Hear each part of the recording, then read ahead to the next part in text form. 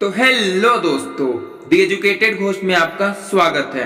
तो आज हम लोग सेट थ्योरी का इंपॉर्टेंट फॉर्मूलाज देखने वाले हैं, क्योंकि अगर हम लोगों को ये फॉर्मूलाज नहीं पता होगा, सेट थ्योरी का जो इंपॉर्टेंट फॉर्मूलाज है, तो हम लोग जेई लेवल के क्वेश्चंस को नहीं सॉल्व कर पाएंगे। क्योंकि अगर हम लोग को जेई लेवल के क्वेश्चन को सॉल्व करना है तो ये सारे फॉर्मूलाज हम लोग को मालूम होना चाहिए। तो आज का लेक्चर आप लोगों के लिए बहुत ही खास होने वाला है, तो वीडियो के साथ बने रहिए। आज हम लोग बहुत ही इंपॉर्टेंट फॉर्मूलाज देखने वाले हैं। तो चलिए एक एक करके सभी फॉर्मूलाज को हम लोग देख लेते हैं।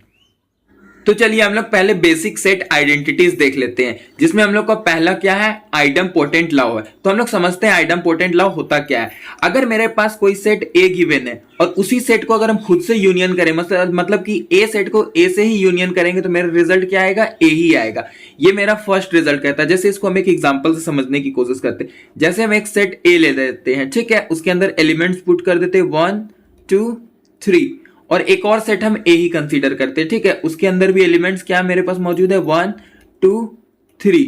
और अगर हम ए यूनियन ए निकालना चाहेंगे तो ए यूनियन ए का मतलब क्या हो, वैसे एलिमेंट जो दोनों में डिस्टिंक्ट हो, मतलब 1 2 3 ही मेरे पास दोनों में डिस्टिंक्ट है, बाकी सारे तो कॉमन ही नजर आ रहे। तो मतलब कि मेरे पास टोटल डिस्टिंक्ट एलिमेंट कौन आ गए, 1 2 3 आ गया, जो एक्चुअली में क्या है, मेरा ए ही सेट है। तो यही मेरा फर्स्ट रिजल्ट कहता है। साथ ही साथ अगर हम ए को ए के साथ इंटरसेक्शन करेंगे तो भी ए ही आएगा। जैसे यहां पे हम देख सकते हैं, ये मेरे पास सेट ए है और नीचे एक और सेट है ए है। अगर हम इसमें इंटरसेक्शन लगाते हैं, ठीक है, जैसे कि अगर हम लिखते हैं ए इंटरसेक्शन ए, तो हमको इंटरसेक्शन का मतलब क्या होता है, कॉमन एलिमेंट्स देखना है। तो इस सेट में अगर हम देखें तो यहाँ पे 1 2 3 है, और इस सेट में भी मेरे पास 1 2 3 मौजूद है। मतलब मेरे पास कॉमन एलिमेंट क्या आ गया, 1 2 3 आ गया ना कॉमन एलिमेंट्स। तो ये मेरा क्या हो गया, इंटरसेक्शन का वैल्यू आ गया, जो कि क्या हो गया, ए हो गया।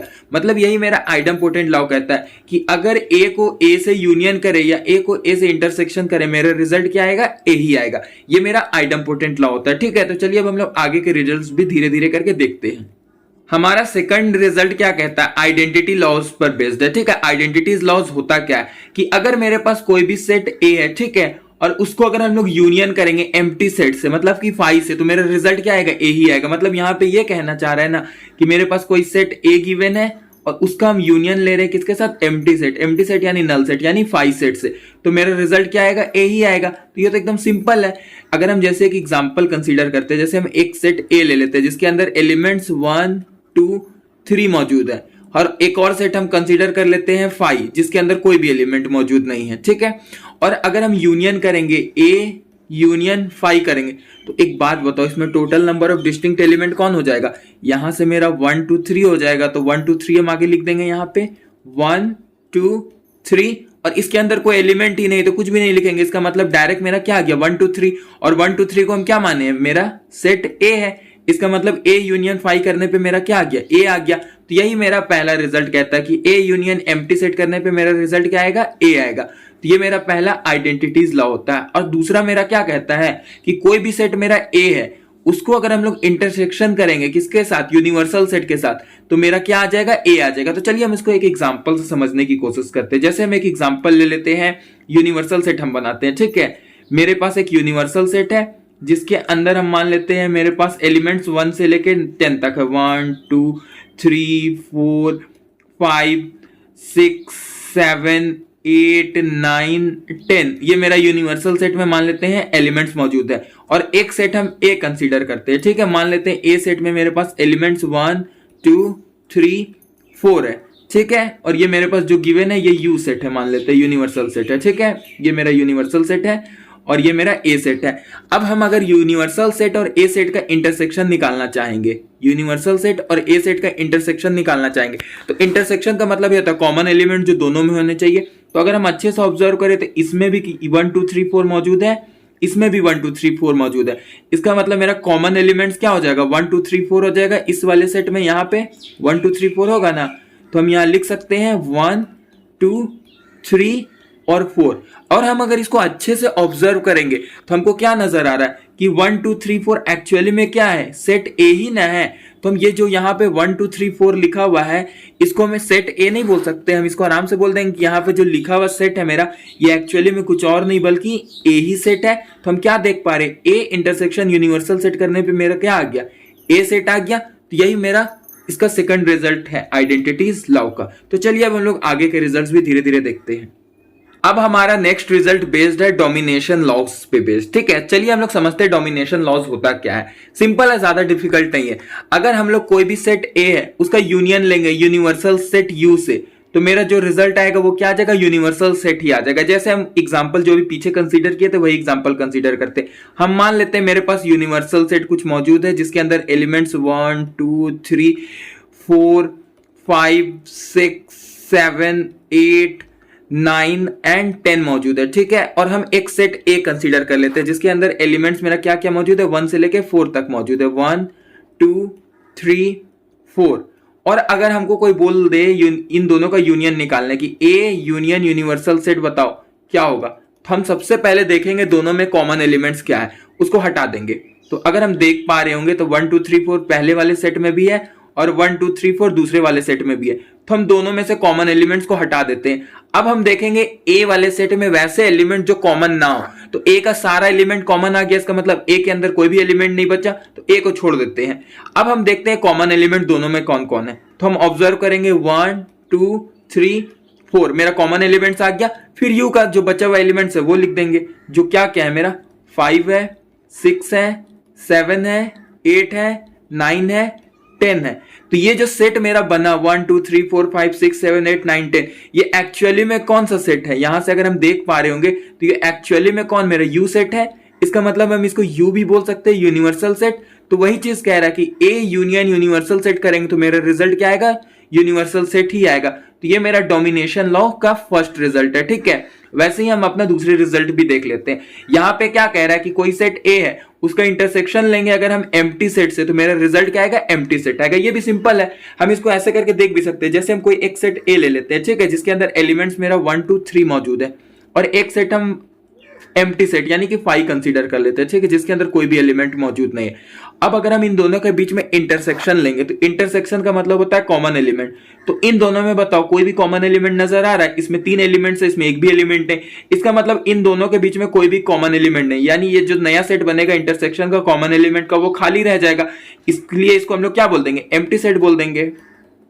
इसको क्या बोलेंगे, एम्प्टी सेट बोल देंगे ना। तो वही चीज यहां कह रहा है कि कोई सेट ए है उसका अगर हम लोग इंटरसेक्शन लेंगे एम्प्टी सेट से, तो मेरा रिजल्ट क्या आएगा, एम्प्टी सेट ही आएगा। ये मेरा डोमिनेशन लॉ का सेकंड रिजल्ट है। तो उम्मीद करते हैं आपको ये दोनों रिजल्ट समझ में आएगा। सिंपल है, आप इसको 2-3 बार रिकैप करके देखिएगा, याद कर हो जाएगा। ठीक है, ज्यादा डिफिकल्ट नहीं, इसको याद करने की कोशिश करिएगा। तो चलिए अब हम लोग आगे की ओर बढ़ते हैं।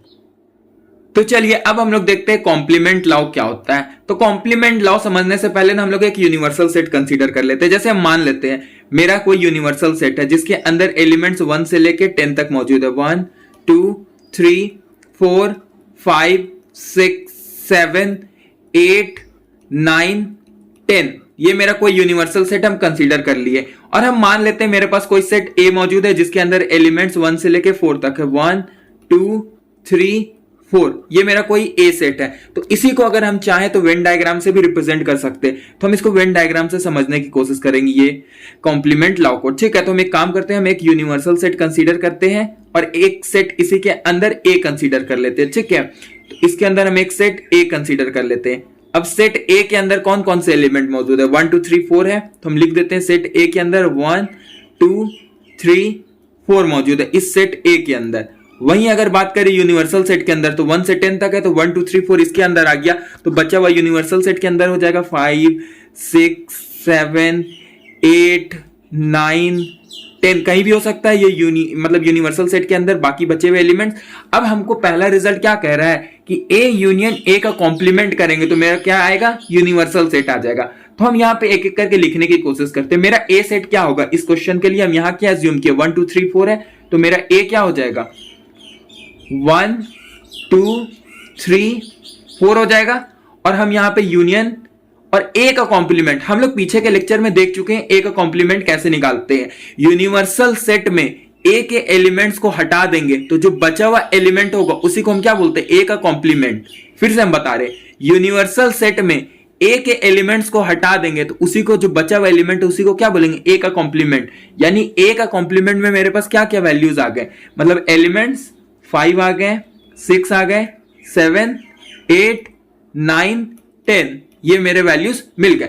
अब अगर हम इन दोनों का यूनियन करेंगे तो हम क्लियर कट यहां से देख पा रहे होंगे ये जो सेट है और ये जो सेट है इसके अंदर सारे डिस्टिंक्ट एलिमेंट्स है, कोई भी कॉमन नहीं। तो अगर कोई भी कॉमन नहीं तो हम डायरेक्ट लिख सकते हैं 1 2 3 4 5 6 7 8 9 10 ये मेरे एलिमेंट्स आ गए। और ये जो 1 से लेकर 10 तक एलिमेंट्स है ये कौन सा सेट का मेंबर है? यूनिवर्सल सेट का मेंबर है। तो वही चीज हम आपको बताना चाह रहे हैं कि कोई भी सेट अगर हम ए लेते हैं और उसका यूनियन हम करेंगे ए के कॉम्प्लीमेंट से, तो मेरा जो रिजल्ट मिलेगा वो क्या मिलेगा? यूनिवर्सल सेट मिल जाएगा। उम्मीद करते हैं आपको ये समझ में आएगा, ज्यादा डिफिकल्ट नहीं, सिंपल है। आप इसको एक बार फिर से देख सकते हैं, वैल्यूज को इजी है। हम ए सेट ले लिया 1 2 3 4, ए का कॉम्प्लीमेंट ले लिया 5 6 7 8 9 10, इन दोनों का यूनियन करें तो मेरा क्या आ गया? 1 से 10 तक वैल्यूज आ गया। ये कौन सा सेट है? यूनिवर्सल सेट, जिसको हम लोग पहले माने थे। ठीक है, वैसे ही हमारा सेकंड रिजल्ट क्या कहता है? सेकंड रिजल्ट हमारा कह रहा है कि अगर हम ए का इंटरसेक्शन लेंगे ए के कॉम्प्लीमेंट से तो मेरा क्या मिलेगा? एम्प्टी सेट मिलेगा। यहां पे हम देख सकते हैं, जैसे मेरे पास ये क्या है? ए सेट हो गया, ये मेरा ए सेट हो गया ना, और ये मेरा ए का कॉम्प्लीमेंट का सेट हो गया। और यहां पे हम क्लियर कट देख पा रहे होंगे कि इन दोनों सेट में कोई भी ऐसा एलिमेंट मौजूद नहीं है जो कॉमन आ रहा हो। मतलब दोनों सेट डिफरेंट है, डिसजॉइंट सेट है। इसका एलिमेंट और इसका एलिमेंट टोटली डिफरेंट है, तो कोई भी कॉमन नहीं। और अगर कोई भी एलिमेंट कॉमन नहीं है तो इसका मतलब इसका जो इंटरसेक्शन आएगा वो क्या आएगा? नल सेट आ जाएगा, उसके अंदर कोई भी एलिमेंट नहीं होगा। इसी को हम लोग क्या बोलते हैं? एम्प्टी सेट बोल देते हैं। तो ये उम्मीद करते हैं आपको ये सेकंड रिजल्ट भी समझ में आया होगा। अब यहां देखिए ये थर्ड रिजल्ट क्या कह रहा है। ये बहुत इंपॉर्टेंट रिजल्ट है, इसको हम लोग समझने की कोशिश करते हैं अच्छे से। यहां पे क्या लिखा हुआ है कि एक मेरे पास सेट ए दिया हुआ है। ठीक है, यहां पे हमको क्या दिया गया है? एक सेट ए दिया है, उसके ऊपर कॉम्प्लीमेंट लगाया गया और वापस से जो आंसर आया उसके ऊपर कॉम्प्लीमेंट लगा देंगे तो मेरा क्या मिल जाएगा? सेट ए ही मिल जाएगा। ये कहना चाह रहा है। तो इसको हम लोग यही जो एग्जांपल कंसीडर किए उसे समझने की कोशिश करते हैं। जैसे हम सबसे पहले एक सेट ए ले लेते हैं, यहां पे ब्रैकेट के अंदर क्या है? ए का कॉम्प्लीमेंट है। तो सबसे पहले यहां पे क्या है? मेरा ए का कॉम्प्लीमेंट है लेना है, उसके बाद जो रिजल्ट आएगा उसके ऊपर वापस से कॉम्प्लीमेंट ले लेना। ठीक है, तो हम ए का कॉम्प्लीमेंट निकालने की कोशिश करते हैं। क्या आता है मेरा?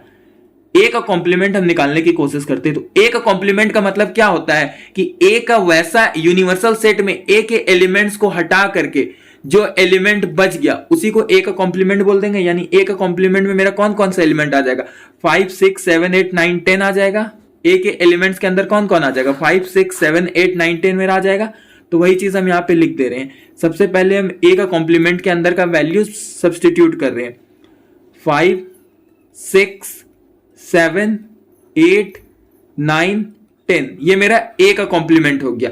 अब इसके ऊपर वापस से अगर हम कॉम्प्लीमेंट लगाएंगे, इसका मतलब वापस से कॉम्प्लीमेंट लगाने का मतलब ये हो रहा है ना कि जो मेरा यूनिवर्सल सेट है यहां पे ये जो मेरा यूनिवर्सल सेट है, ये जो गिवन यूनिवर्सल सेट है, इसमें से हमको 5 6 7 8 9 10 को हटा करके बचा हुआ एलिमेंट बताना है। क्योंकि कॉम्प्लीमेंट का मतलब ये हो रहा है ना कि यूनिवर्सल सेट में उस सेट का एलिमेंट को हटा के बताना रहता है। जैसे यहां पे हमको क्या दिया गया था? ए का कॉम्प्लीमेंट दिया गया था। तो ए का कॉम्प्लीमेंट में हम क्या किए? ए का सारा एलिमेंट हटा दिए और लिख दिए ए का कॉम्प्लीमेंट।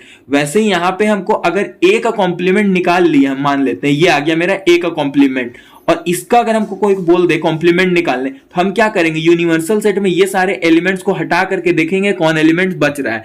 तो यूनिवर्सल सेट में अगर 5 6 7 8 9 10 हटा देंगे तो मेरे पास क्या बच रहा है? 1 2 3 4 बच रहा है। तो हम यहां पे क्या लिख देंगे? 1 2 3 4 लिख देंगे। इस सेट में मेरा क्या आ जाएगा? 1 2 3 4 आ जाएगा एलिमेंट्स। और ये 1 2 3 4 एक्चुअली में कौन सा सेट है? 1 2 3 4 को हम क्या माने हैं? ए सेट माने हैं। तो ये मेरा क्या हो गया? ए हो गया। तो यही रिजल्ट मैं आपको बताना चाह रहा हूं कि अगर कोई सेट ए है, ठीक है, उसका अगर हम कॉम्प्लीमेंट निकाल दिए, मतलब ये मेरा सेट ए है, इसका कॉम्प्लीमेंट अगर हम निकालेंगे, जैसे कि ये मेरा सेट ए है, ठीक है, 1 2 3 4, इसका कॉम्प्लीमेंट निकालेंगे क्या आएगा? 5 6 7 8 9 10। तो यानी जो ये मेरा ए सेट था इसका कॉम्प्लीमेंट निकालें, इसका मतलब इसका वैल्यू क्या आ गया? 5 6 7 8 9 10। ठीक है, अब ये जो वैल्यू आया है इसके ऊपर अगर हम वापस से कॉम्प्लीमेंट लगा देंगे, क्या लगा देंगे? वापस से कॉम्प्लीमेंट लगा देंगे। इसका मतलब यूनिवर्सल सेट में 5 6 7 8 9 10 जो एलिमेंट है ना उसको हटा करके अब हमको बताना पड़ेगा वैल्यू। तो वो क्या होगा? 1 2 3 4 होगा। और 1 2 3 4 मेरा कौन सा सेट है? ए सेट है। इसका मतलब किसी भी सेट के ऊपर अगर हम कॉम्प्लीमेंट के ऊपर वापस से कॉम्प्लीमेंट लगाएंगे तो एंड रिजल्ट में हमको क्या मिलेगा? वापस से ओरिजिनल सेट ए ही मिल जाएगा। तो ये बहुत इंपॉर्टेंट रिजल्ट है, इसको आपको अच्छे से देखना पड़ेगा और याद करना पड़ेगा। ये रिजल्ट आपको ध्यान में रखना पड़ेगा। तो उम्मीद करते हैं आपको कॉम्प्लीमेंट लाओ सारा कुछ समझ में होगा, ज्यादा डिफिकल्ट नहीं है। तो चलिए अब हम लोग आगे के रिजल्ट्स भी धीरे धीरे करके देखते हैं।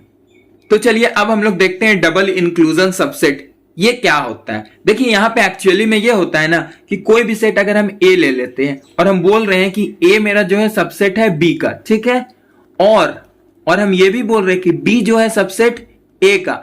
अगर कभी ऐसे देखने को मिले कि ए बी का सबसेट हो और बी ए का सबसेट हो तो ये तभी पॉसिबल हो सकता है जब मेरा दोनों सेट क्या हो, बराबर हो, वरना हम ऐसा कभी नहीं बोल पाएंगे। यही मेरा ये रिजल्ट कह रहा। सिंपल है, ज्यादा डिफिकल्ट नहीं। इसको हम एक एग्जांपल से भी समझने की कोशिश करते हैं। जैसे हम एक एग्जांपल ले लेते हैं, हम मान लेते हैं, हम उल्टा लेके चलते हैं, हम ए बी कोई दो इक्वल सेट ले लेते हैं, ठीक है।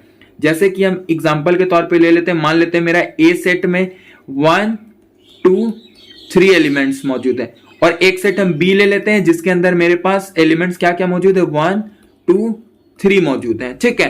तो हम यहां से ये तो कह सकते हैं ना कि A is a subset of B. क्यों कह पा रहे हैं? क्योंकि ए का जितने सारे एलिमेंट्स है, ए का सारा एलिमेंट्स बी के अंदर मौजूद है कि नहीं है, बी के अंदर मौजूद है, इसलिए हम बोल सकते हैं A is a subset of B. साथ ही साथ हम ये भी तो बोल सकते हैं B is a subset of A. नहीं बोल पाएंगे, बी का भी तो सारा एलिमेंट जो है यहाँ पे मेरा 1 2 3, बी का सारा एलिमेंट इस ए सेट में मौजूद है, तो हम ये भी तो बोल सकते हैं B is a subset of A. और अगर कभी ऐसा देखने को मिल जाए ए सबसेट हो बी का और बी सबसेट हो ए का, तो ये तभी पॉसिबल हो सकता है जब मेरा दोनों सेट बराबर हो, ए इज इक्वल्स टू बी हो, तभी ऐसा पॉसिबल हो सकता है, ठीक है, वरना पॉसिबल नहीं होगा। जैसे हम एक एग्जांपल से समझाने की कोशिश करते, हम एक रिजल्ट लेने की कोशिश करते एग्जांपल से, ठीक है। जैसे हम एक सेट ए ले लेते हैं जिसके अंदर एलिमेंट्स मान लेते हैं 1 2 3 है। एक सेट हम बी कंसीडर कर लेते हैं जिसके अंदर मेरे पास एलिमेंट्स 1 2 3 4 5 मौजूद है। तो हम यहां से ये तो बोल पाएंगे कि A is a subset of B, लेकिन क्या हम ये बोल पाएंगे B is a subset of A? नहीं बोल पाएंगे, बट ये बोल पाएंगे। क्यों बोल पाएंगे? क्योंकि यहां पे हम देख पा रहे ए का सारा एलिमेंट्स बी के अंदर मौजूद है, यहां पे 1 2 3, लेकिन क्या बी का सारा एलिमेंट ए के अंदर मौजूद है? नहीं मौजूद है, क्योंकि यहाँ पे 1 2 3 4 5 है, बट ए के अंदर जस्ट 3 एलिमेंट्स है। इसका मतलब ये पॉसिबल नहीं है। तो इसलिए हम बोल सकते हैं कि यहाँ पे मेरा ए और बी बराबर नहीं है। अगर ए और बी बराबर होगा तभी हम बोल पाएंगे A is a subset of B और B is a subset of A. तो ये डबल इंक्लूजन रिजल्ट आपको समझ में आ गया, वो उम्मीद करते हैं। तो ये भी आपको ध्यान में रखना पड़ेगा, ठीक है, ये भी इंपॉर्टेंट रिजल्ट है। तो चलिए अब हम लोग आगे की ओर बढ़ते हैं, ये सारे रिजल्ट्स को धीरे धीरे करके समझते हुए। अब हम लोग आज का सबसे इंपॉर्टेंट रिजल्ट पढ़ने वाले हैं, डी मॉर्गन्स लॉ। ये बहुत इंपॉर्टेंट रिजल्ट है, ठीक है, जेई पॉइंट ऑफ व्यू से ये रिजल्ट हम लोग को मालूम होना चाहिए। ये बहुत इंपॉर्टेंट रिजल्ट है। तो हम लोग समझते हैं डी मॉर्गन्स लॉ क्या कह रहा है, ठीक है। अगर हम लोग ए यूनियन बी निकालते हैं और उसका अगर हम कॉम्प्लीमेंट कर देंगे तो वो A complement intersection B complement के बराबर होगा। मतलब देखिए इसको हम कहना क्या चाह रहे हैं, हम इसको एक एग्जांपल से समझने की कोशिश करते हैं। ज्यादा डिफिकल्ट नहीं है, सिंपल है। जैसे हम एक यूनिवर्सल सेट कंसीडर कर लेते हैं, ठीक है। यूनिवर्सल सेट के अंदर हम मान लेते हैं मेरे पास एलिमेंट्स 1 2 3 4 5 6 7 8, ये मेरा यूनिवर्सल सेट के अंदर एलिमेंट्स मौजूद है, ठीक है। अब हम एक सेट ए कंसीडर कर लेते हैं। मान लेते हैं मेरे पास एक सेट ए है जो क्या है 1 2 3 4 है, और हम एक सेट बी कंसीडर कर लेते हैं जो मेरे क्या होगा कुछ 3 4 5 6 हो गया, ठीक है। अब हम एलएचएस को सॉल्व करते हैं। पहले हम ए यूनियन बी निकाल लेते हैं कि ए यूनियन बी होगा क्या। तो हम सबसे पहले ए यूनियन बी निकालने की कोशिश करते हैं। अगर हम ए यूनियन बी निकालेंगे तो ए यूनियन बी का मतलब क्या होगा, ए बी का वैसा एलिमेंट जो डिफरेंट हो। तो अगर हम सबसे पहले यहां ऑब्जर्व करेंगे तो हमको नजर आ रहा है 3 4 मेरा क्या दोनों में कॉमन है, तो 3 4 को अभी छोड़ देते हैं। अब ए में वैसा एलिमेंट बताना है हम लोग को जो कॉमन नहीं है, तो क्या है 1 और 2 है जो कॉमन नहीं है। उसके बाद हम क्या करते हैं कॉमन एलिमेंट्स लिखते हैं दोनों में। तो दोनों में कॉमन एलिमेंट्स क्या हो जाएगा मेरा 3 और 4 हो जाएगा। फिर हम सेट बी का एलिमेंट्स लिख देंगे 5 और 6। तो इस तरीके से हम ए यूनियन बी का सेट तैयार कर लिए। अब हमको क्वेश्चन में क्या कह रहा है एलएचएस में, ए यूनियन बी का कॉम्प्लीमेंट बताना है। तो अगर हम लोग से कोई पूछ दे कि ए यूनियन बी को कॉम्प्लीमेंट हमको बताओ, तो कॉम्प्लीमेंट का मतलब क्या होता है कि ए यूनियन बी का जो एलिमेंट है उसको हटा करके यूनिवर्सल सेट में से एलिमेंट बताना पड़ेगा। यानी कि ए यूनियन बी का कॉम्प्लीमेंट पूछा है, मतलब कि ए यूनियन बी का सारे एलिमेंट को हटा करके यूनिवर्सल सेट में जो एलिमेंट बच जाएगा उसी को हम बोलेंगे ए यूनियन बी का कॉम्प्लीमेंट। यानी कि यहां पे क्या है 1 2 3 4 5 6 है, तो हम यहां से 1 से लेके 6 तक के एलिमेंट्स को हटा देंगे और जो बचा हुआ एलिमेंट होगा वही मेरा ए यूनियन बी का कॉम्प्लीमेंट कहलाएगा। यानी यहां पे मेरा रिजल्ट क्या आ जाएगा 7 और 8 ये दो एलिमेंट आएगा ए यूनियन बी के कॉम्प्लीमेंट के सेट में। तो इस तरीके से हम एलएचएस को सॉल्व कर लिए। अब आरएचएस को सॉल्व करने की कोशिश करते हैं। ए कॉम्प्लीमेंट बोला है, ठीक है, तो सबसे पहले हम लोग निकाल लेते हैं ए कॉम्प्लीमेंट, उसके बाद फिर हम लोग बी कॉम्प्लीमेंट निकालेंगे। यहां पे हमको ए कॉम्प्लीमेंट निकालना है और उसका इंटरसेक्शन करना है बी कॉम्प्लीमेंट के साथ, ठीक है। तो ए कॉम्प्लीमेंट का मतलब क्या हो रहा है कि यूनिवर्सल सेट में से हमको एक एलिमेंट को हटा करके बताना है। तो ए का एलिमेंट मेरे पास क्या है 1 2 3 4 है, तो यूनिवर्सल सेट में 1 2 3 4 हटा देंगे और जो बचा हुआ एलिमेंट है वही मेरा क्या कहला जाएगा, ए का कॉम्प्लीमेंट कहला जाएगा।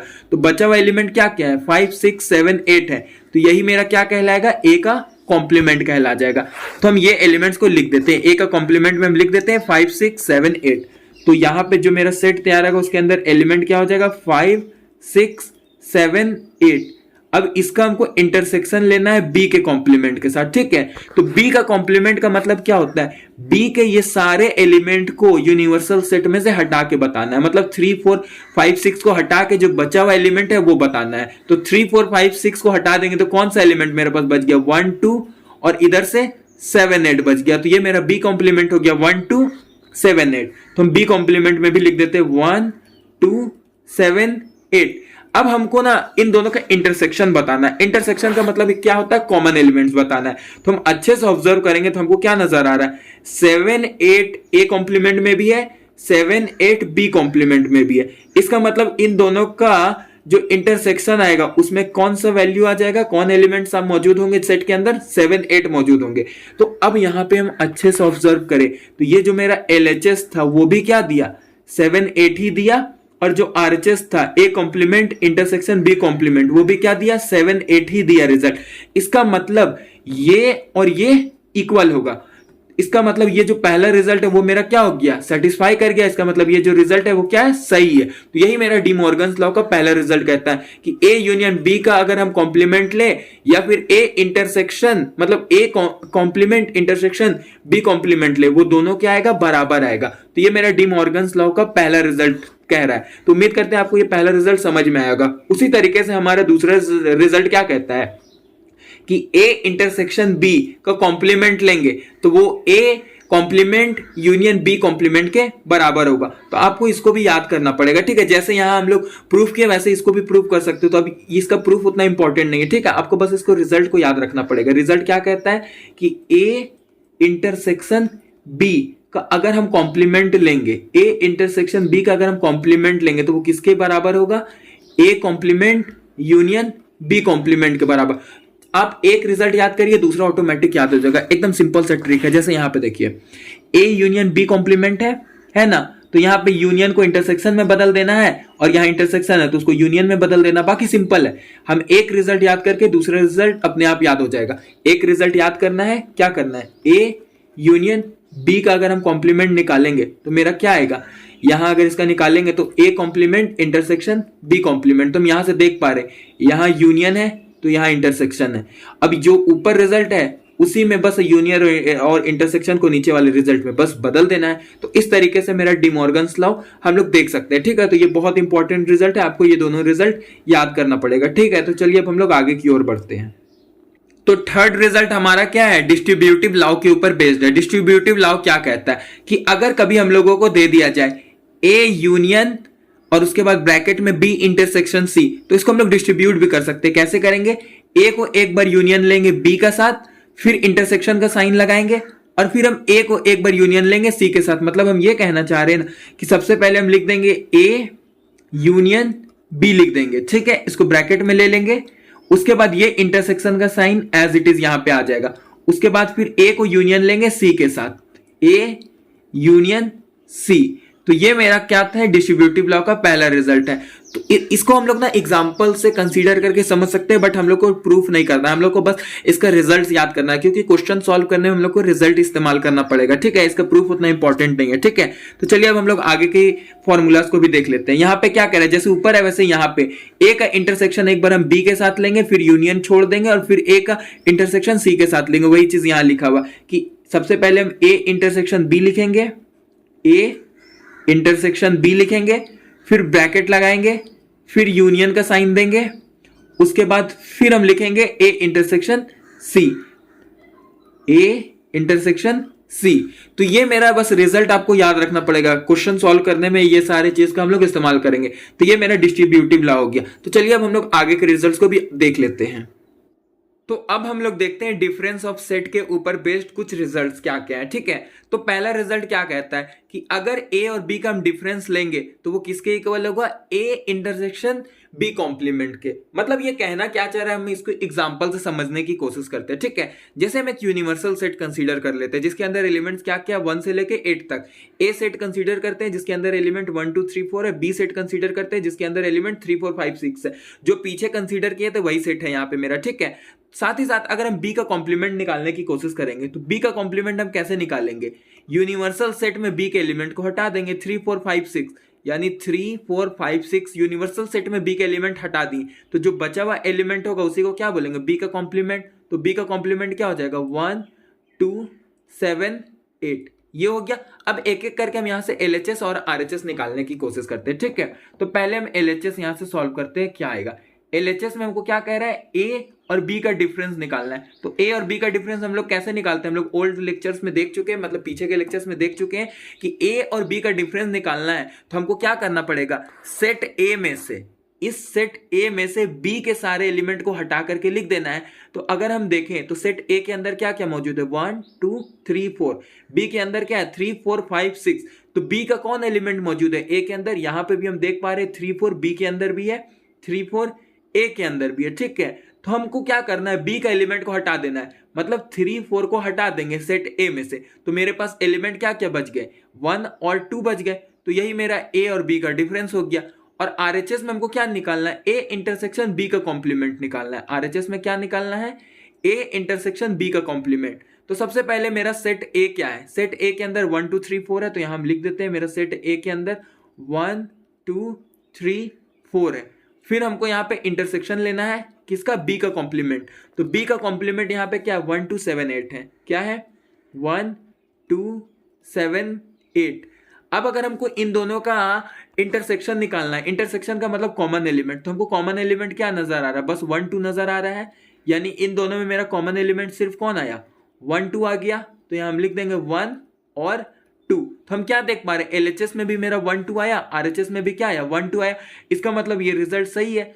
ए और बी का डिफरेंस निकालने अगर कभी बोल दिया जाए तो हम ऐसे भी लिख सकते हैं, ए इंटरसेक्शन बी का कॉम्प्लीमेंट। तो ये मेरा क्या कहला जाएगा, डिफरेंस ऑफ सेट कहला जाएगा। सिंपल है, पहला रिजल्ट ज्यादा डिफिकल्ट नहीं है। एक बार आप इसको देख लीजिएगा, समझ में आ जाएगा। और एक दो बार कॉपी में खुद से सारे रिजल्ट को अगर हम लिख लेंगे तो सारा कुछ याद भी हो जाएगा। ठीक है, साथ ही साथ इसका सेकंड रिजल्ट क्या कहता है कि अगर ए सबसेट है बी का, मतलब कहना चाह रहा है ना कि अगर कोई सेट ए है जो सबसेट है बी का, तब अगर हमको निकालना पड़ेगा ए और बी का डिफरेंस, तो जो मेरा सेट आएगा वो क्या आएगा, एम्प्टी सेट आएगा।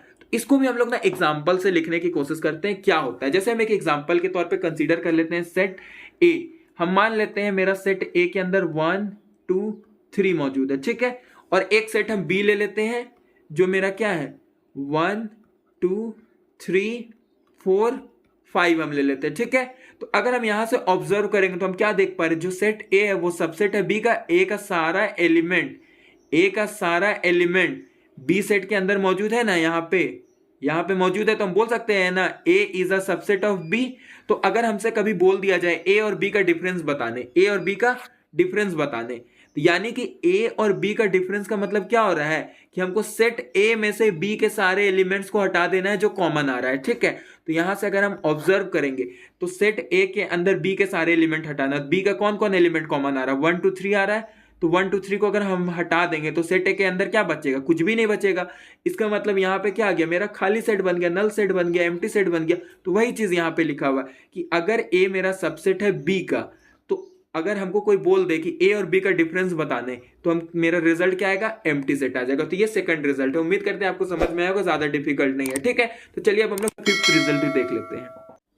तो ये जो हमारा फिफ्थ रिजल्ट है ये भी बहुत इंपॉर्टेंट है। इस पे बेस्ड बहुत क्वेश्चंस हम लोग को देखने को मिलेगा। तो ये रिजल्ट आपको याद करना पड़ेगा, बहुत इंपॉर्टेंट रिजल्ट है। ठीक है, नंबर ऑफ एलिमेंट्स के ऊपर बेस्ड है, कार्डिनैलिटी के ऊपर बेस्ड है। यानी कि जैसे कि अगर कभी भी हम लोग को ए यूनियन बी दिया गया हो, मतलब ए यूनियन बी में कितने एलिमेंट्स है वो हमेशा number of element of A plus number of element of B minus number of element of A intersection B के बराबर होगा। इसको अगर हम लोग ऐसे समझने की कोशिश करेंगे, हो सकता है हमको समझ में नहीं आएगा, तो हम लोग एक एग्जांपल से समझने की कोशिश करते हैं आखिर कह क्या रहा है। जैसे हम एक सेट ए कंसीडर कर लेते हैं, ठीक है। सेट ए के अंदर हम मान लेते हैं मेरे पास एलिमेंट्स 1 2 3 मौजूद है, ठीक है। वैसे ही हम एक सेट बी कंसीडर कर लेते हैं जिसके अंदर मान लेते हैं एलिमेंट्स मेरा 3 4 5 6 मौजूद है, ठीक है। तो अगर हम ए और यूनियन बी निकालने की कोशिश करें, अगर हम यहां से ए यूनियन बी निकालने की कोशिश करेंगे तो मेरा रिजल्ट क्या आ जाएगा। सबसे पहले तो कॉमन एलिमेंट को हटा देंगे, कॉमन एलिमेंट को हटा दिए तो मेरे पास सेट ए के अंदर क्या बच गया, 1 और 2 बच गया। फिर हम लोग कॉमन एलिमेंट्स लिखते हैं, कॉमन एलिमेंट्स मेरा 3 हो गया।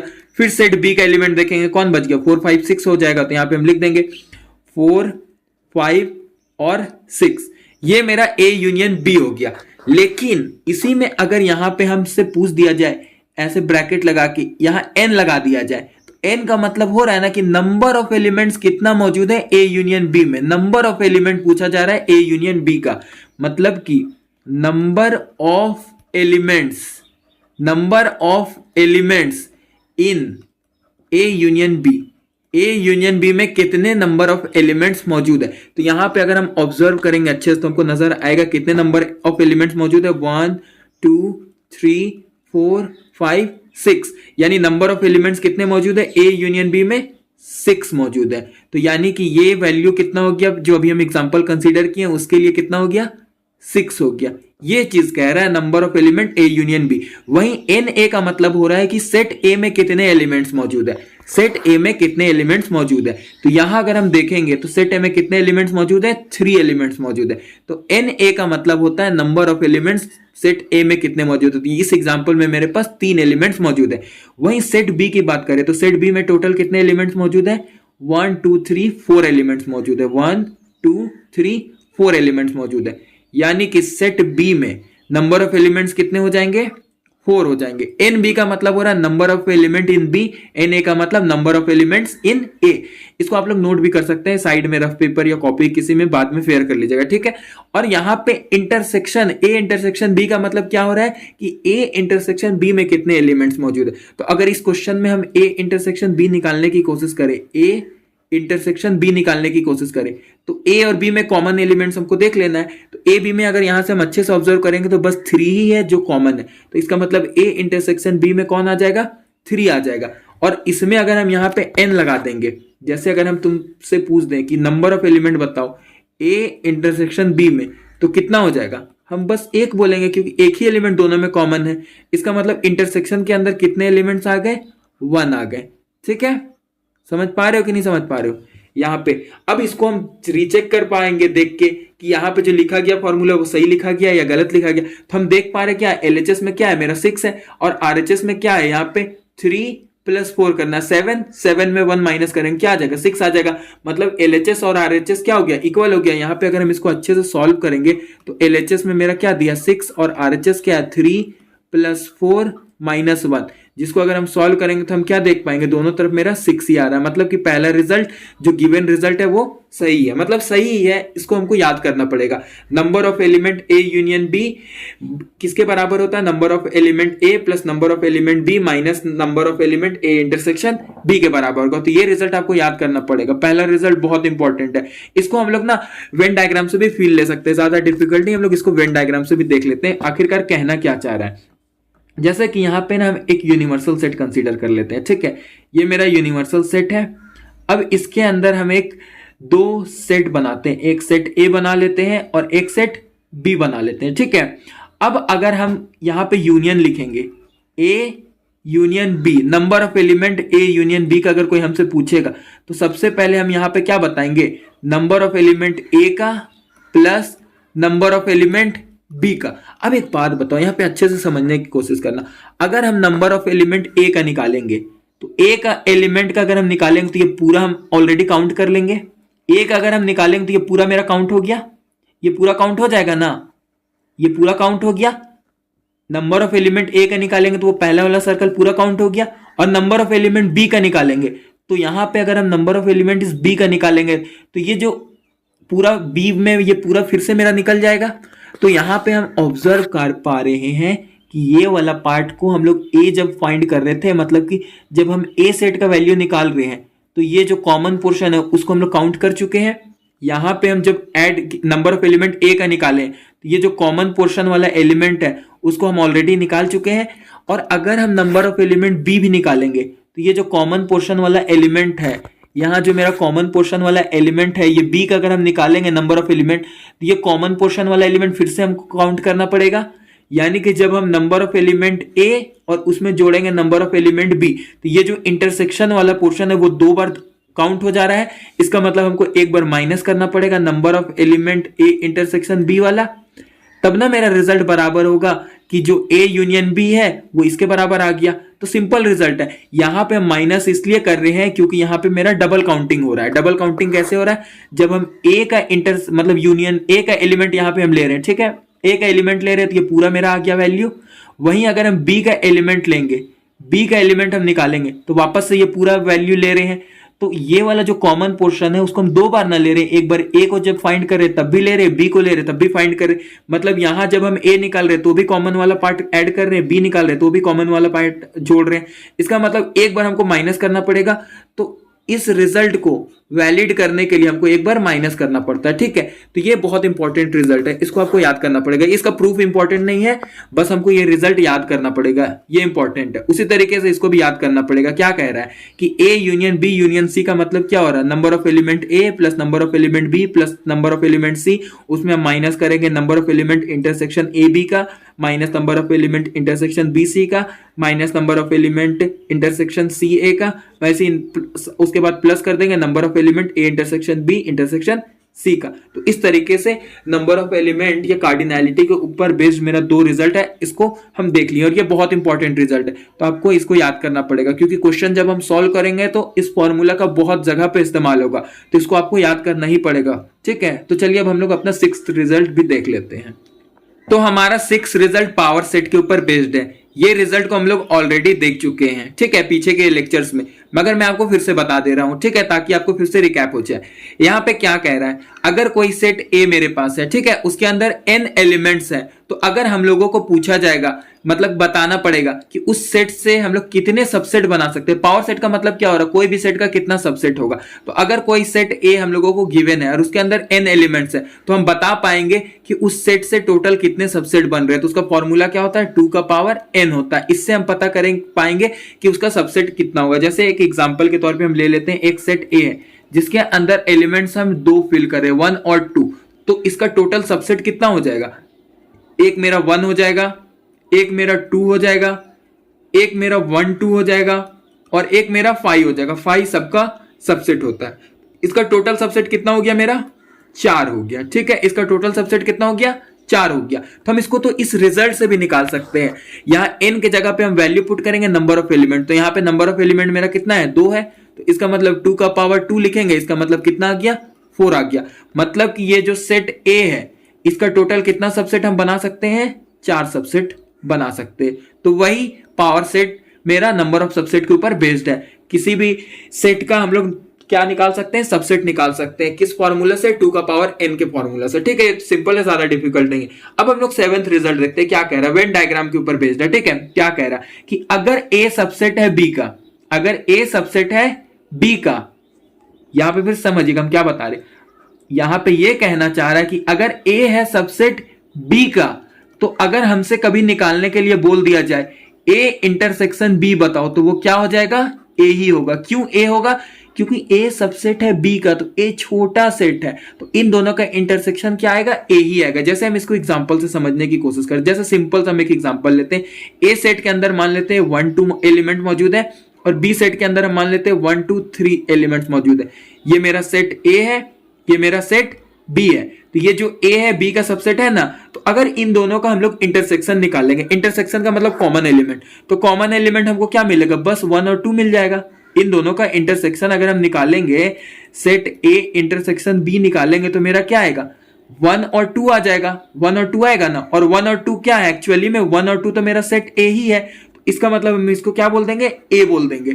तो वही चीज यहां कह रहा है कि अगर a सबसेट है b का, तो अगर कभी हम लोगों को a इंटरसेक्शन b निकालना पड़ेगा तो उसका रिजल्ट क्या आएगा? मेरा ए आ जाएगा। वही चीज यहां पे कह रहा है, ए सबसेट है बी का, तो ए इंटरसेक्शन बी क्या होगा मेरा, ए हो जाएगा। ये चीज यहां पे कह रहा है। और साथ ही साथ अगर हम ए यूनियन बी निकालेंगे तो मेरा क्या आ जाएगा, बी आ जाएगा। जैसे कि हम यहां पे ए यूनियन बी निकाल लेते हैं। ए यूनियन बी अगर हम निकालेंगे तो ए मेरा क्या है, 1 2 है, ए 1 2 है, इसका यूनियन करेंगे बी से तो बी मेरा क्या है, 1 2 3 है। तो यूनियन में हम लोग क्या करते हैं, सबसे पहले कॉमन एलिमेंट को साइड कर देते हैं। कॉमन एलिमेंट यहाँ 1 2 है, यहाँ 1 2 है, कॉमन एलिमेंट साइड कर दिए। तो अब हम देखेंगे ए के अंदर कौन से एलिमेंट बचा, तो कोई भी नहीं बचा। अब हम कॉमन एलिमेंट लिख देंगे 1 2 और बी का एलिमेंट लिख देंगे जो कॉमन नहीं है, 3। तो अगर हम अच्छे से ऑब्जर्व करें तो 1 2 3 क्या एक्चुअली में मेरा 1 2 3 एक्चुअली में मेरा कौन सा सेट है, सेट बी है। यानी यहां जो 1 2 3 आया इसको हम सेट बी भी तो बोल सकते हैं। तो यानी ए यूनियन बी मेरा क्या आ गया, बी आ गया। ए इंटरसेक्शन बी क्या आ गया, ए आ गया। तो वही चीज कह रहा है कि अगर ए सबसेट है बी का तो इंटरसेक्शन हम निकालेंगे तो ए ही आएगा और यूनियन निकालेंगे तो बी आएगा। तो एकदम सिंपल सा रिजल्ट है, आप इसको लॉजिकली भी समझ सकते हैं। यहां पे देखना है सबसेट किस कौन छोटा सेट है, ए सबसेट है, इसका मतलब ए छोटा सेट है। ए क्या है, छोटा सेट है, ठीक है। अब इंटरसेक्शन का मतलब क्या होता है, कम वैल्यू, कॉमन वैल्यू कम लेना है। इंटरसेक्शन में छोटा सेट लिख देंगे। यूनियन का मतलब होता है बड़ा सेट बनेगा, बड़ा वैल्यू को ऐड करके लिखना है, तो यहां बड़ा सेट लिख देंगे। सिंपल, नीचे भी वही रिजल्ट है, उसी पे बेस्ड रिजल्ट है। क्या कह रहा है कि अगर ए और बी डिसजॉइंट सेट है, जैसे कि डिसजॉइंट सेट हम इसको वेन डायग्राम से बना लेते हैं। मान लेते हैं मेरा सेट कोई ए यहां पे है और एक सेट बी यहां पे, दोनों डिसजॉइंट है, ठीक है। तो अगर डिसजॉइंट है इसका मतलब दोनों अलग अलग सेट है, इसका मतलब दोनों के बीच में कोई भी कॉमन नहीं है। तो अगर उसका इंटरसेक्शन निकालेंगे तो क्या आएगा, एम्प्टी सेट आएगा, 5 आएगा। ये तो सिंपल है। डिसजॉइंट सेट का मतलब कोई भी एलिमेंट कॉमन नहीं। डिसजॉइंट सेट का मतलब no common element, no common elements, ठीक है। कोई भी कॉमन एलिमेंट्स मौजूद ही नहीं है। तो जब कॉमन एलिमेंट्स ही मौजूद नहीं है तो इंटरसेक्शन क्या हो जाएगा, 5 हो जाएगा, एम्प्टी सेट हो जाएगा। तो 7 रिजल्ट उम्मीद करते हैं आपको समझ में आएगा, ज्यादा डिफिकल्ट नहीं है। बस आपको ये वाला रिजल्ट आपको ध्यान में रखना, ठीक है। ये वाला रिजल्ट यहां से ध्यान में रखना है और ऊपर 6 रिजल्ट भी ध्यान में रखना, ठीक है। तो चलिए अब हम लोग आज का लास्ट रिजल्ट को जल्दी से देख लेते हैं। तो हमारा जो 8th रिजल्ट है ना वो कार्टेशियन प्रोडक्ट के ऊपर बेस्ड है। ये ज्यादा डिफिकल्ट नहीं, सिंपल है। हम इसको एक एग्जांपल से समझने की कोशिश करते हैं। जैसे हम एक सेट ए ले लेते हैं, ठीक है। और ए सेट के अंदर हम मान लेते हैं मेरे पास 3 एलिमेंट्स मौजूद है, 1 2 3 मौजूद है। और एक सेट हम बी ले लेते हैं, ठीक है। और उस सेट बी के अंदर हम मान लेते हैं 2 एलिमेंट्स मौजूद है, 4 और 5 मौजूद है, ठीक है। अब अगर हम सेट ए और सेट बी को मल्टीप्लाई कराएंगे, सेट ए और सेट बी को मल्टीप्लाई करेंगे तो सेट को मल्टीप्लीकेशन हम लोग इंडिविजुअल एलिमेंट से करते हैं। जैसे मान लेते हैं मेरे पास सेट ए है, उसके अंदर एलिमेंट्स कौन कौन है, 1 2 3 है। और सेट बी है, उसके अंदर एलिमेंट्स कौन कौन है, 4 और 5 है। अब यहां पे इंडिविजुअल हर एक नंबर से मल्टीप्लीकेशन होगा। तो यहां से एक बार करेंगे तो 1 4 से मल्टीप्लाई होगा, 1 5 से मल्टीप्लाई होगा, यानी 1 का 2 एलिमेंट पेयर बना। वैसे ही 2 4 5 से मल्टीप्लाई होगा, ये जो 2 है वो भी 4 से मल्टीप्लाई होगा और 5 से मल्टीप्लाई होगा। वैसे ही जो 3 है ये 3 भी 4 से मल्टीप्लाई होगा और 5 से मल्टीप्लाई होगा। तो हम क्या देख पा रहे हैं, 1 का 2 पेयर ऑफ एलिमेंट बना, 2 का भी 2 पेयर ऑफ एलिमेंट बना, 3 का भी 2 पेयर ऑफ एलिमेंट बना। इसका मतलब 2 + 2 + 2 यानी टोटल कितने एलिमेंट आ जाएंगे इनके प्रोडक्ट में, 6 एलिमेंट आ गए। कौन कौन हो गया, एक 1 और 4 एक पेयर बन रहा है, एक 1 और 5 मेरा बन रहा है। साथ ही साथ अगर हम देखें तो एक 2 और 4 मेरा पेयर बना, एक मेरा 2 और 5 बना। वैसे ही हम एक देखेंगे 3 और 4 बना और एक मेरा 3 और 5 बना। तो टोटल कितने एलिमेंट्स आ गए इनके प्रोडक्ट में, इनके प्रोडक्ट में टोटल 6 एलिमेंट्स आ गए। तो वही चीज यहां पे कह रहा है कि अगर कोई सेट ए है जिसके अंदर m एलिमेंट्स है और कोई सेट बी है जिसके अंदर n एलिमेंट्स है, तो उसको जब हम प्रोडक्ट करेंगे तो टोटल नंबर ऑफ एलिमेंट कितना होगा, m cross n। m cross n मतलब कि ये जो नंबर ऑफ एलिमेंट यहां है और यहां इसको बस मल्टीप्लाई कर देंगे तो हमको पता चल जाएगा यहां टोटल कितने एलिमेंट्स बन रहे हैं। तो जैसे कि अभी हम जो एग्जांपल कंसीडर किए उसमें सेट ए के अंदर कितने एलिमेंट्स मौजूद थे, 3 एलिमेंट्स मौजूद हैं। यहां हम देख सकते हैं सेट ए के अंदर कितने एलिमेंट कंसीडर किए, 3, और बी के अंदर कितने एलिमेंट हम कंसीडर किए थे, 2 कंसीडर किए थे। तो अगर हम इन दोनों को मल्टीप्लाई करेंगे तो मेरा क्या आ जाएगा, 6। तो हम यहां देख भी पा रहे हैं कि यहां इसका जो कार्टेशियन प्रोडक्ट है उसके अंदर टोटल एलिमेंट्स कितने हैं, 6 है। तो सिंपल है, जितने सेट के अंदर एलिमेंट होगा उनको मल्टीप्लाई कर देंगे, हमको पता चल जाएगा कार्टेशियन प्रोडक्ट में टोटल नंबर ऑफ सेट का पेयर कितना बन रहा है, ठीक है। और साथ ही साथ एक चीज और आपको ध्यान में रखना है कि चाहे आप ए क्रॉस बी करिए या बी क्रॉस ए करिए, दोनों बराबर ही होगा, ठीक है। मतलब कि अनलेस ए और बी बराबर है, ये तभी पॉसिबल हो पाएगा, मतलब कि ए क्रॉस बी और बी क्रॉस ए इक्वल तभी हो पाएगा जब मेरा वो दोनों सेट बराबर हो। अगर अलग अलग सेट होगा तो बराबर नहीं आएगा रिजल्ट, क्योंकि देखिए यहां से अगर 1 4 हम लिखते हैं और 4 1 लिखते हैं तो ये इक्वल नहीं, ये दोनों अलग अलग है। ये क्या है, दोनों अलग अलग है। तो ये तभी पॉसिबल है ए क्रॉस बी और बी क्रॉस ए तभी पॉसिबल है जब ए और बी मेरा बराबर सेट हो। और अगर ए और बी सेट मेरा इक्वल नहीं होगा, ए और बी सेट मेरा इक्वल नहीं होगा तो ये रिजल्ट भी वैलिड नहीं होगा। ठीक है, तो ये चीज आपको ध्यान में रखना है। ठीक है, तो आज जो भी मैं आपको फॉर्मूलाज बताया हूं वो बहुत इंपॉर्टेंट फॉर्मूलाज है जेई के क्वेश्चन को सॉल्व करने के लिए। तो आज ये सारे फॉर्मूलाज को आपको रिकैप करना है, देखना है, कॉपी में लिख के प्रैक्टिस करना है, कैसे भी प्रैक्टिस करना है, याद करना है। ठीक है, तो नेक्स्ट लेक्चर में जब भी हम मिलेंगे तो जेई के पीवाईक्यूज के साथ मिलेंगे जो कि बहुत इंपॉर्टेंट होने वाला है आपके लिए। ठीक है, तो आज का लेक्चर जो मैं आपको बेसिक फॉर्मूलाज बताया हूं या पीछे के लेक्चर्स में कुछ कुछ इंपॉर्टेंट कॉन्सेप्ट बताया हूं, सब कुछ का हम लोग इस्तेमाल करेंगे क्योंकि हमारा सेट थ्योरी का जितना कॉन्सेप्ट था, जितना फॉर्मूलाज था, सब हम लोग देख चुके हैं। अब हम लोग को इसके ऊपर क्वेश्चंस लगाना है क्योंकि कॉन्सेप्ट हम लोग सीख चुके हैं। अब हम लोग उस कॉन्सेप्ट के इस्तेमाल करके क्वेश्चंस लगाएंगे, तब हम लोग का जो बेस है जेई लेवल्स का और सेट थ्योरी का वो क्या होगा, स्ट्रांग हो जाएगा। तो मिलते हैं अगले वीडियो में जेई के क्वेश्चंस के साथ। ठीक है, तब तक के लिए बाय बाय।